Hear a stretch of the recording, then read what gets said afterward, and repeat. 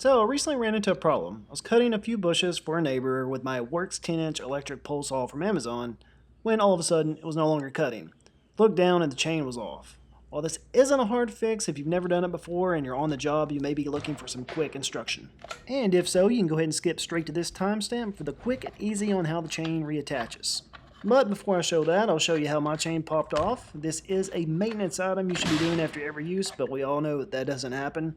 While reattaching the chain is somewhat specific to this chainsaw, the maintenance needs are universal for all chainsaws. So I think we found our first clue as to what may have happened here. I think I picked up half the bush here, but this is a good example of where all the stuff is going as you're using the chainsaw. The sawdust and the other debris is kind of going right back onto the chainsaw. And if enough of it gets in this area here and you don't clean it as a normal maintenance item, it can cause your chain to pop off the blade. So let's inspect it and see what we got here. Try to remember what your chain looks like as you're taking it off, because you can't put these things on backwards. This particular unit has a diagram that makes it really easy to make sure you don't do that, but I have seen people put them on backwards, and by the time you figure that out, it's kind of a pain in the butt. And now that we have this thing opened up, we can tell we have some weeds wrapped around the clutch, and that would definitely make the chain pop off. Alright, I'm going to lay the chain down just the way I took it off so it's easy to remember how to put back on.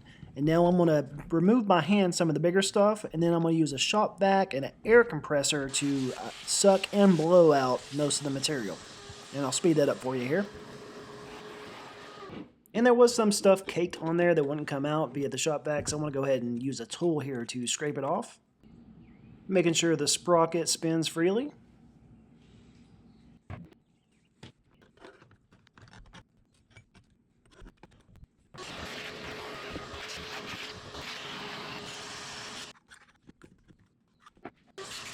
Now for my favorite part, I get to use the air compressor with the air gun. And be sure to get in the bar grooves, because that can cause your chain to pop out if there's material in there. And here is the quick and easy on how to reattach the chain.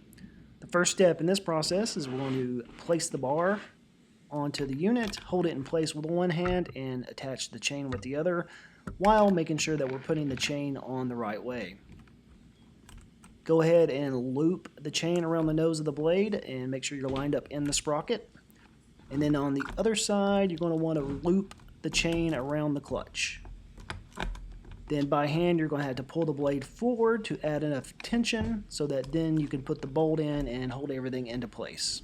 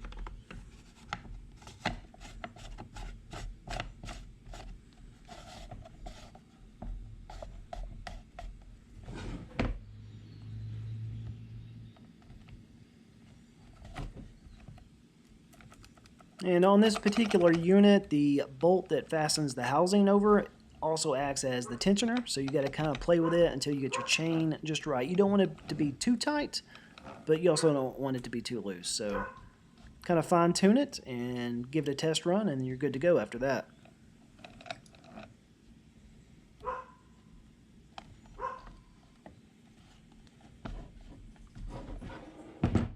Alright, and that is complete. We have got the chain reattached. I'm going to go ahead and get everything hooked back up on the pole here and give it a quick test run to make sure it does. Spoiler alert, everything worked fine. But I do want to take this opportunity to thank you for stopping by. If this video helped it at all, please think about giving it a like and think about subscribing to the channel.